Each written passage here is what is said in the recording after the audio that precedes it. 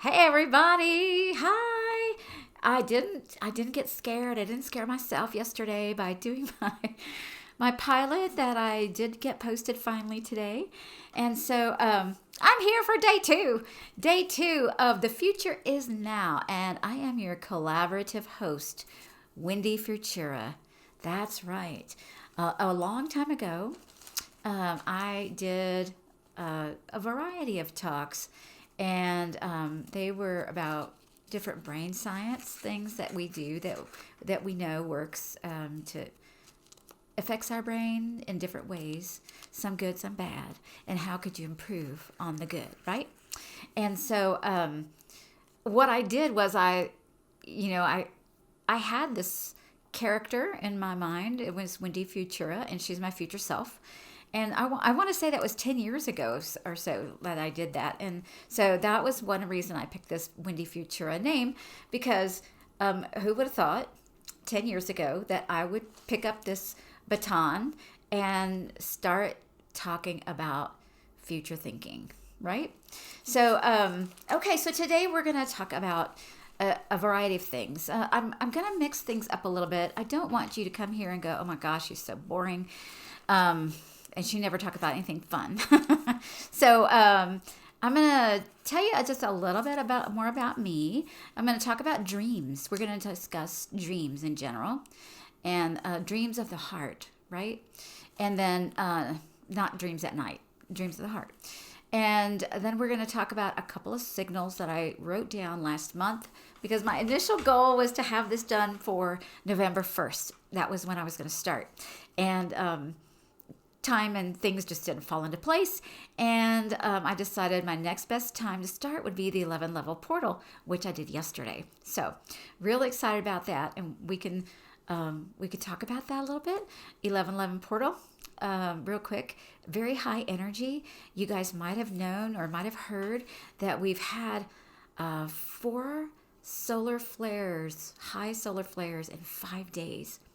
Now I'm going to only remember the last 3 X flares because that's what's in my brain. It's a logarithmic scale, if that matters to you. A logarithmic scale of these flares. Now a C class flare is from the sun. We're talking about flares on the surface of the sun. They come in increasing potentials, I guess is what we'll say. So C class flares are they're everyday flares. They're everyday flares, and we get those a lot, but we get some more of them recently in this last solar cycle than we have ever had. The M class flares are like the intermediate flares, and then the X class flares are the oh my gosh, we got a flare coming. Okay, now what they do is they interfere with and send to us ions, protons, X-rays, and so they can interfere with the GPS system, with the navigation systems around the world. Okay, so that's one reason they're kind of important. When we have those X-class flares, they come in with, I have a sensitivity to when they leave the sun. And so you may find yourself with a sensitivity to when they arrive. It just depends. Everybody is different. Okay. No, there's no right. There's no wrong. And so we have had an S class 1.7. And then we had like in 30, I don't know if it was 30 hours, we had 1.2. And then in another 30 hours or so, we had a 5.1 yesterday. And that's big. And it's not even the biggest. I think last year we had a 9.8, I want to say. Okay, so is that important to you? It is important to you. You're going to want to know that later down the road, because your body, your physical body, is being upgraded over time. And that physical upgrade can take various different forms, and it'll look different for each person. You might get off work and conk out, because you just had too much energy absorbed in your body, especially if you work outside. Okay, and should you be worried about these upgrades? No. Okay, we are having our DNA upgraded. And I suppose I'm going to just leave it at that, okay? It's not a bad thing. It's not a thing to be scared of. And maybe we'll talk more about that at a later time. But I want to talk about dreams. Dreams. We have, we live in a weird matrix, right? When you're young, you're told, dream, you can be anything you want to be, just anything you can imagine, dream it. I love to play pretend with my daughter when she was little, and I could go off and play pretend for days with her, okay? I loved it, and it was an outlet. Okay, I could be a different person from a different country, and I made up crazy names for myself, and we had a lot of fun. Anyway, so what happens though is that as we go through the programming that they want to give us in this life that we live, we are told we better straighten up. You better straighten up. Don't be crazy. Don't be silly. Don't chase that dream. That's just preposterous. You can't make money doing that. Don't do that anymore. And then they really, we all do, I guess. We succumb to that pressure of being ground down to, okay, I gotta focus. I gotta get my shit together, and I gotta, earn money, and I gotta think about a future. Okay, so this is what I want to anti this. We're not doing this, okay? We're not going to do this. We're not going to be worried about the future, how much we earn and all that kind of stuff. That's not what we are talking about, the future. We're talking about future things that we want in this space, in this world, to be part of, okay? So that's what happens to us. We're all la la la la la playing in the playground and recess, and all of a sudden then we hit high school and you can't dream anymore. You used to be a dreamer. Can't do that anymore. All right? Now, you got to get serious, get your shit together, go to college, and you got to pick something that you want to do for the rest of your life that you're not even sure of. Some of us were kind of sure, and some of us were told, you're really good at math and science, and you know what? They need girls in that, so that's what you're going to do. And okay, I was good at that. I was more mechanically inclined. I worked at my dad's shop, just around the shop, not as a mechanic. And my parents were very, very good at helping me dream, helping me visualize. They would say, imagine that building there on the side of the loop in Houston. Imagine that's got Storbeck Consulting on it, or Storbeck Architecture on it, our last name.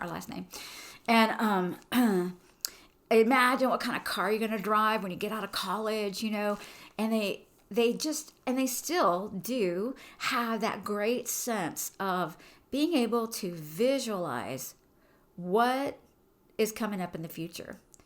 Doesn't mean that they plan for everything and we're all always ready for everything. No, because some things you're waiting to see if they materialize, if they don't, if they make you change, if they don't, right? So it's all dreams. So then when you go to work, then you start doing your everyday job, whatever that is, and then you really don't have time to dream anymore, because your dream is really just like 4 days off, paid days off. That's what your dream is. Or your dream is to, buy the thing you're looking to buy and have enough money to do that and live still, right? Whatever that is. So your dream becomes a little bit skewed, right? A little bit slanted. It's not really a dream. It's not really your dream that you had, but it's part of it, right? It's part of it.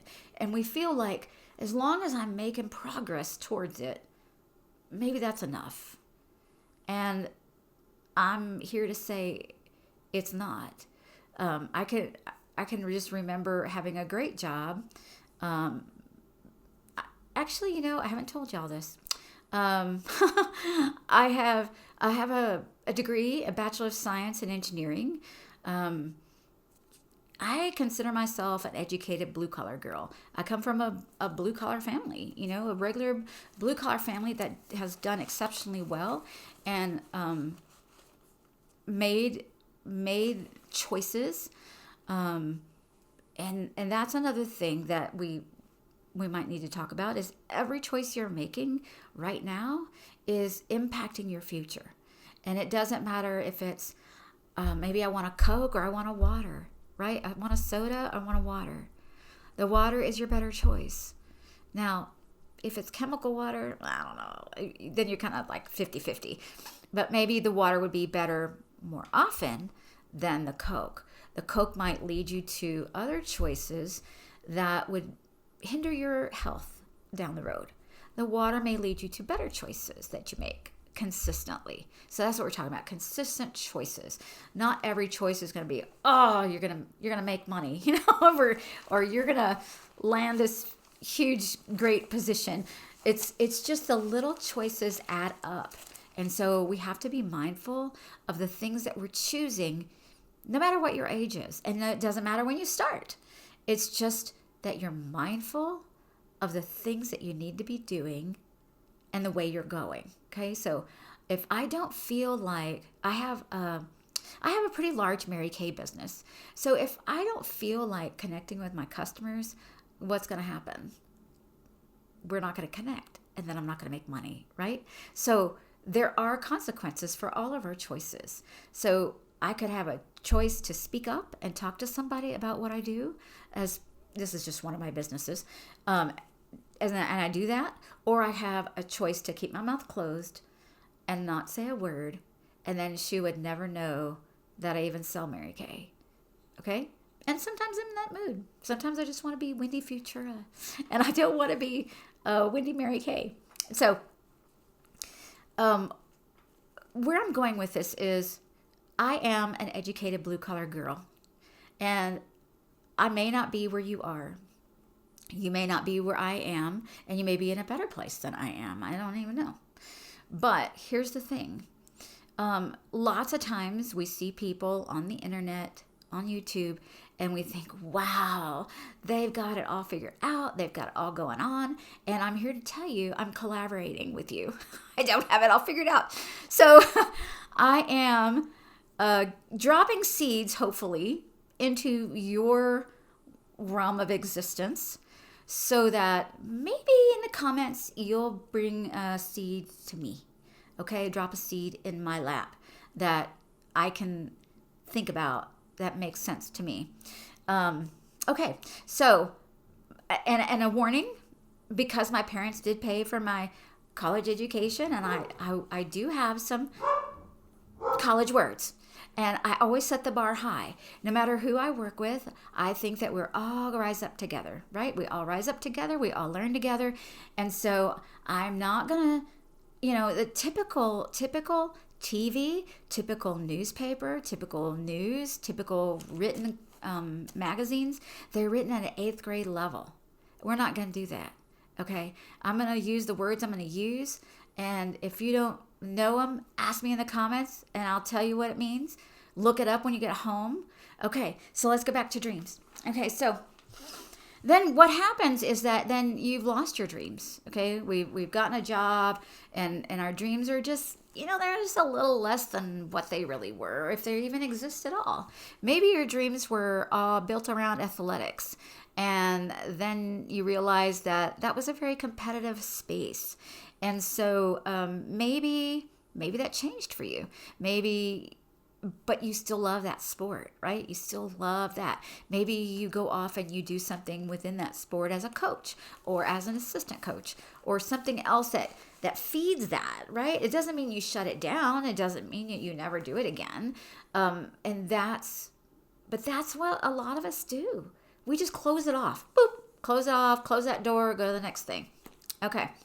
And then there are the dreams that change in that I think Most High God gives us, that are maybe to bring us along the path of our own evolution.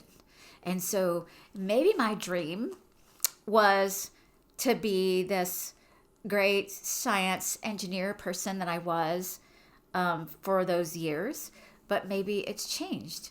And now maybe you want to be something else. Maybe you do what you do right now, but you really want to be a great mom. Okay? There is nothing wrong with that dream. Okay, so that's what I want to tell you, is that our dreams will change from time to time, and I believe that God, Most High God, gives us the dream that our heart needs to satisfy that phase of our life that we need. And I think that's great. I think that the most interesting people that I've always spent time with in my life have been those individuals who had a great variation in their experiences in life. Maybe they weren't even in the industry that I was in. Maybe they came from something else, but they ended up in my industry. Maybe we crossed paths though for a reason. And so I'm always been very attuned to listening to those people. Okay, so you're like, Wendy, I drive around and I deliver crap all day long in a truck. I don't have access to the news. I don't have access to any information. And by the time I get home, I'm lucky to have a plate to eat and to get to bed. Okay, I get you, because I've done a variety of things. So I know what you are saying and I know where you're going. Okay, so here's the thing. When we're looking for future signals as we're going through our day, they could be as subtle or as in your face as you are able to take them in. Okay, maybe you do deliver stuff. Maybe that is your job, and maybe you notice that the stuff that you're delivering is different. Maybe you notice that because the friends you hang out with, some of the systems are changing in their workplace and they're talking about it. Okay, so we're starting to kind of pick up that there's a change of things, right? These are the signals, they're the cues that we're talking about, that we see as future probable changes. Okay, when we talk about the future, it is understood that humans cannot talk about the future next year. We can't talk about that. It scares the living daylights out of all of us, right?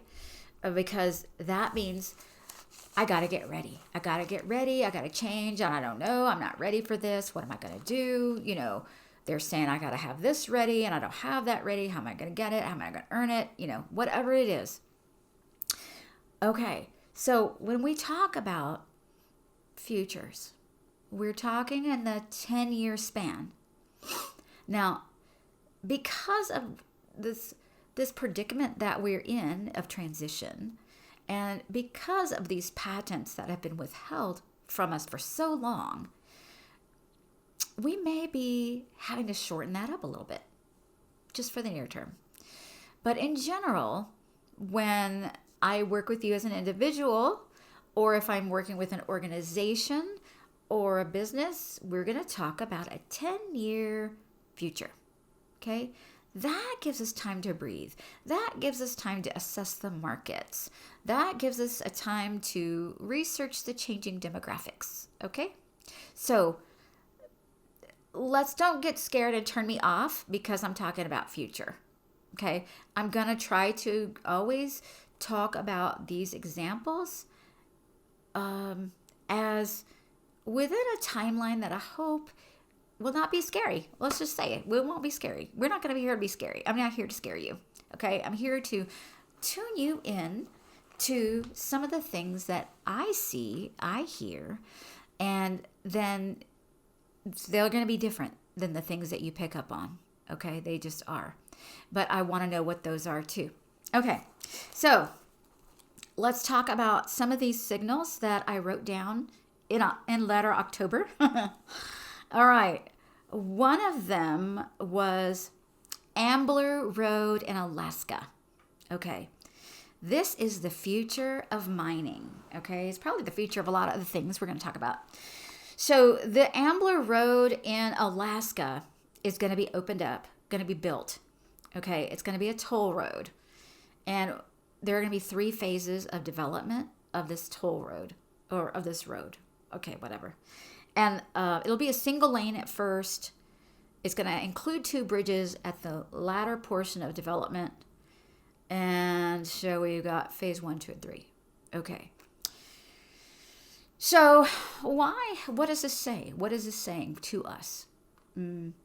What it's predicting or what it's implying is that because of that investment, which we're doing as a country, okay, that's the other thing you need to know about this. This was a government implication of getting the development started.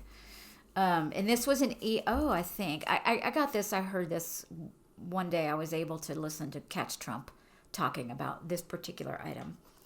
And the other principal people involved in that, and the Secretary of Interior and Commerce, that kind of stuff. Okay. So when we look at this, we could say, okay, this is the future of mining, right? It's also the future of minerals.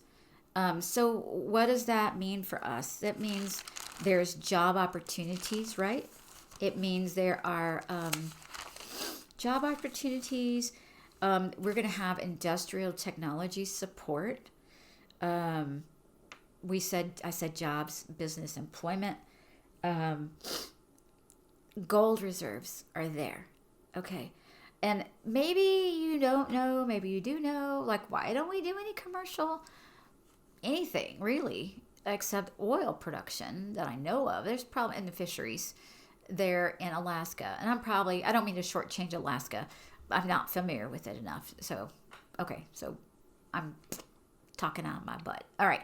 So, I'm really not. They have a lot of wildlife, right? They have a great tourist cruises and tourist and hunting and all that kind of stuff. But you may know this. Some people don't know. Some people don't realize that the people in Alaska, they benefit from the oil production there in their state, and they get royalty checks. And so this is going to give them even added income when this opens up and there is a discoveries of these rare earth minerals or gold. So the gold reserves are going to be great for, I really don't know exactly who's behind the gold reserve property. Okay, I don't know that. But I know that the junior gold miners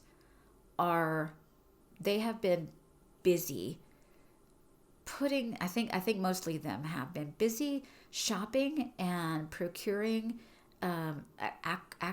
acquisitions of gold reserves. But maybe the bigger gold miners have not been so busy doing that because they have their own plays that they're already producing. I don't know. So one of those two groups, of gold miners are going to benefit from this, obviously. Along with that, there should be some silver in there. As I understand it, I'll have to go back on this maybe. As I understand it, silver occurs most often with gold, but it is shallower. And so the deeper you have to go for silver, then you're finding more gold than you are anything. But I could have that wrong. I don't know. Anyway, but there are intrinsic, synergistic things, minerals and metals there. Okay, here's what else it's important. It's a key indicator of growth, strength, and value of our precious metal that we have. It'll be cataloged as assets of our country, okay, and it's going to add value to our asset-backed currency, okay. So that's all of that. It's going to be good for that. Let's see, what else did I write down here? Let's see. Oh, I know what I was going to say. So I live in the oil industry. In the oil industry, a big city that is mainly that as an industry. And we know how things expand. So maybe you work here, or you work in another oil industry, or you work where there is a particular industry. All right. So let's just say it's a steel industry, or let's just say it's, I don't know, I don't know. I love different businesses. I can't think right now. So what we know is that how activity expands and how growth expands as reserves are proven. Okay, I guess we see this even in the like .com sector or in different technologies where things are proven possible, right? Then we see changes, then we see expansion, then we see growth. So it's kind of a normal part of growth. So with the decades of the isolation for development that has been taken place in Alaska, where the federal government would never let anybody do anything there. Now we're on the road to a true evaluation of our assets. And so, okay, so what does this mean, Wendy? We're talking a lot about this is a future signal. This is a future signal. Ambler Rd is a future signal of what? Here it is. You're going to look for other rare earth mineral areas in our country to have increased exposure also. All right? Whether it's private and commercial, whether it's government sponsored, whatever it is, it's going to bring in future growth, employment, and business opportunities. Okay? So you want to look for ways, really, as we develop these areas and assess these different minerals and assets, how can we protect the environment and reclaim the land responsibly? We are a smarter group of people. Okay, this is not about the kit fox or the lizard or the whatever it is out in the desert. Okay, I'm not talking about that. I'm talking about how do we get what we want responsibly and treat the earth with kindness. How do we do things more kind? How do we, as a group of people, how do we do that? And you could be involved in that, and not in an adversarial way. Just say, okay, this is the cost of doing this, and this is what we're going to do. And we have that in mind, right? Having it in mind. Not at the exclusion of the asset, but how do we all coexist? And then what it's also going to, I think, benefit is high-tech aerospace, a new electromagnetic field of industry, maybe maglev. But those are things I'm really interested in. So I don't want to spend a lot of time on that. But it's going to fuel a lot of the need that we have as we continue to move forward. An important thing that you're going to hear me say over and over, I think again, probably, is that just because you're conservative doesn't mean you don't want to advance mankind. I love the outdoors. I love everything about it. I treasure it. But it doesn't mean that I don't want advancements in life, right? And I think that we can do things better. I think we're smarter. And I think that we're going to do that. Okay, let me go to the next thing. The next item. This was a signal in October 5th. I wrote the date down. As the future of the Republic. Okay. In the opening remarks at the 250th Navy anniversary celebration, it was Ambassador Monica Crowley spoke these words, in quotes. President Trump is reclaiming our American Republic. Do you know how big a deal that is? That is a huge deal. And it's a signal. It should shift your brain. It should be sovereignty. Our country is going to be sovereign again. It's already become sovereign. You are a sovereign resident of this country, this land, if you were born here. If you have become a citizen here, you too. Okay, so she's also mentions how the Navy would be instrumental in protecting us for the next 250 years. Were you aware that Space Force is populated and closely tied to the Navy? I was not. So it is. So they just not share personnel, but it's a it's another option out of the Navy. I believe they probably have some of their better officers that have moved into Space Force, as well as some others. But the Navy's predominantly tied to that. She stated that, quotes, "This is the new golden age." Okay, that's another signal. There's all these signals and everything. You have to listen, and for the thing that catches your attention, you go, "Wait, what they say?" That was meant for you as a signal, okay, for you to hear. This would be an obvious signal, because you just mentioned, to future thinkers of what is coming in the future. When did we just say? 10 years away? Maybe a little sooner. Okay. And wouldn't it be great if it was really even sooner than 10 years? You could live with that, right? You could live with a change into the golden age. You could, right? So let's just take that to the next step. We're in the golden age. What does that mean to you? What could that mean to you? And I want you to just start dreaming of what that could mean to you. That could mean a shift. It could mean a shift of so many different things. So we have the future of the Navy, the future of the next 250 years, the future of the new golden age. Yeah. And I've got some others. I don't know if you're tired of hearing these or not, but I'm going to talk just a little bit longer. We have another thing that has come to my mind as a signal that I keep picking up on is people are posting about going to fast food places and all of the, quote, robots that they're interfacing with.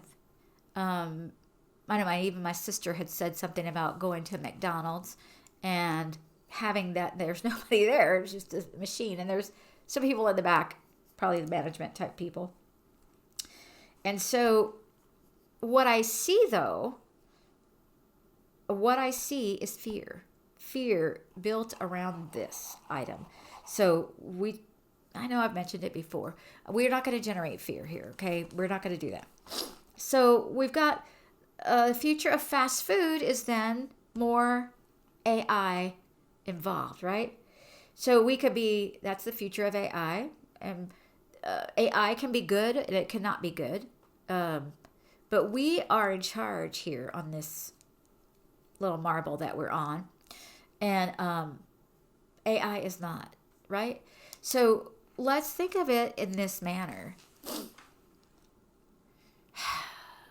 I know we fear that when we have none of these lower paying jobs available, that will impact a part of the population that needs that type of work to have even an extra job, maybe. Okay. What we don't know, and what we will talk about this, is what are the future jobs that people will be able to shift to. So the future shift of demographics, the future shift of entry-level jobs. Here's one, the future shift to apprentices, having an apprentice style type thing. And just think, if you were able to, because we were in the golden age, that you were able to follow your passion. Maybe you could just start a rescue for donkeys and horses like some people here did locally. Maybe you could start doing the creative art that you really want to do, or that you do on the side. Maybe, who knows, right? When you don't have that lower mentality of these are the jobs you're going to go into, maybe it opens it up. Maybe it opens up for some other type of future job that we haven't even thought about yet, right? Maybe you're going to be programming AI. How about that? Maybe you're going to be working with all the robots for a company, and you're going to be in the IT world. We don't know. But I will not allow you to put blinders on or put yourself in a box that I cannot do anything else. We have been given too many talents. We just haven't been given the opportunity to follow our dreams. And that's what we may be able to do in this future golden age. Okay? So I really want to emphasize that whatever you're dreaming about, okay, I don't care if it's you want to be a DJ on the radio, whatever you're dreaming about, listen to some videos about it. Let's start to see how it could fit in. Let's start to imagine that that's the first step, is entertaining the dream that you have. That's the first step, is spending the time on you, because you are the most valuable asset that this country has, that the world has. Every one of us has our unique, God-given, created talents and interests for this time, for this space. And that's what I want you to focus on. If it doesn't matter what it is. I can't even come up with all the things because I have my own, right? I can't even come up with yours. So whatever yours is, okay? Some people want to have recreational places where people can go camping. I talked to a lady about that several years ago. And that's what she wants to do when she can do it, is have places that are, places for people to hang out and regroup and decompress is the word I'm going to use, okay?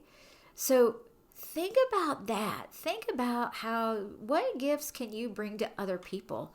Things that you know about, things that you like, things that you're going to learn more about, because we're talking about the small steps, right? So small steps are going to get us to where we want to go. Let me just look at this real quick. New job market. I think I want to talk about the future of future jobs. And I don't really know a lot about that. I really can't put my head around it, to be honest.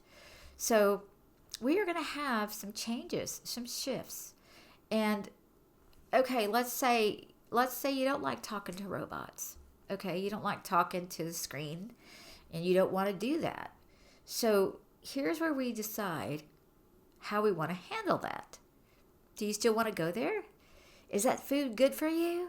Is it important for you to have it because you need to have it, because that's the only time you have to grab something? It could be. Yeah, it could be. All those things. Is it maybe more important to find out or seek out an independent owner of a business who is not doing AI, who's actually giving jobs to people who need them? And so he's going to have to worry about being competitive and how he can be competitive with a robot. Yeah. So it has to come from a different place, right? That you're supporting those people and that family in their endeavors and that's okay. There's nothing wrong with either of those. But let's take our dislike and transmute it into something that's productive and that's life-giving and that's higher frequency. Okay? Don't spend your time talking about what you don't like. Let's find what you do like. Let's have you focus on that. Okay? That's what we're talking about. All right? The future is what you want to make of it, and you can stay stranded and negative, or you can go on and move and improve your life because you went to a different place that had better quality food, better dialogue, better interaction with a face, right? Of human. And you can do that. And so let's support those endeavors in the time being. But let's also think about, that's part of my assignment then. I don't know when I'll get to it, but I will get back to it on the future job market and what it might look like, or what it might give us some ideas, okay? And I hope that you enjoyed this being here today. And I'm going to wrap it up here. The future is now. Wendy Futura signing off. Bye bye.